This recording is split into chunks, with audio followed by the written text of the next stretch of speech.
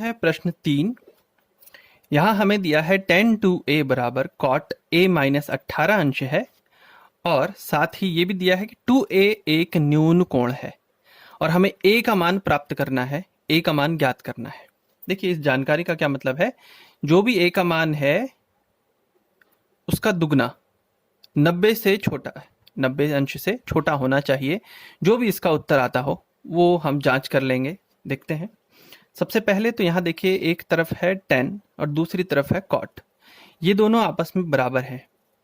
हम ऐसा कर सकते हैं, कोणों की तुलना हम कर सकते हैं, लेकिन ये तभी संभव है जब इनके त्रिकोणमितीय अनुपात समान हो। यदि इस तरफ भी cot होता, इस तरफ भी cot होता तो हम कोणों की तुलना कर पाते,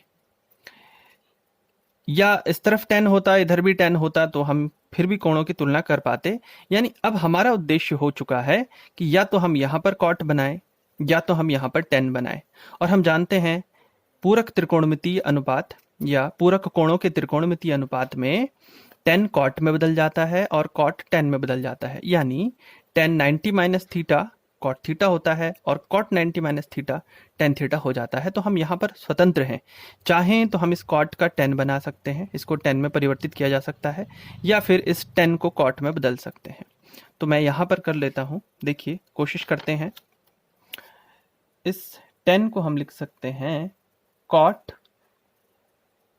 90 ऋण 2a, क्योंकि हमें पता है cot 90 माइनस थीटा बराबर tan थीटा होता है। यहाँ पर थीटा के स्थान पर 2a है और हम इस राइट हैंड साइड में कोई परिवर्तन नहीं करेंगे ताकि त्रिकोणमितीय अनुपात समान बना रहे।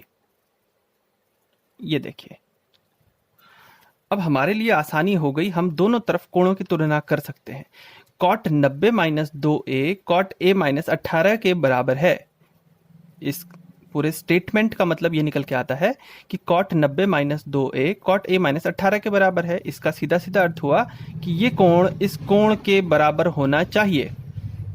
अतः कोणों की तुलना करने पर हम इस तरह से लिखेंगे, कोणों की तुलना करने पर हमें मिलता है 90 ऋण 2a बराबर a ऋण 18।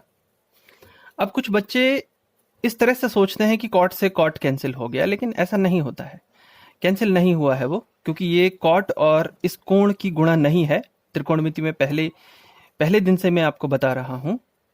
तो हम क्या कहेंगे, सही शब्द होंगे कि हम इस तरफ कोणों की तुलना कर रहे हैं। अब देखें 90 और इस 18 का पक्षांतर इस तरफ कर लेते हैं। 90 18 यहाँ घटाया हुआ है तो जोड़ में आ जाना चाहिए 18। यहाँ a पहले से है, 2a इधर ऋणात्मक है उधर धनात्मक हो जाएगा, या यूं कहें यहाँ 2a 90 से घटाया गया था, इधर ये जोड़ में आ जाएगा। यानी 3a का मान हुआ 90 और 18 का जोड़ कर लीजिए 108। यानी a हो जाता है 108 का तिहाई। 3 से भाग दे देते हैं। देखिए a कितना हो जाता है, 3 3 9 और 3 6 18, यानी कि 36। अब इसकी पुष्टि कर लेते हैं। हमें सबसे पहले कहा था कि 2a एक न्यून कोण है। हमने तो a पता किया है 36, तो 2a कितना हो जाएगा 72। बताइए 72 अंश का जो कोण होता है वो 90 से छोटा हुआ, यानी कि 2a इस स्थिति में भी न्यून कोण ही है। तो हमारा उत्तर सही है, a का मान 36 होना चाहिए। यही होगा उत्तर।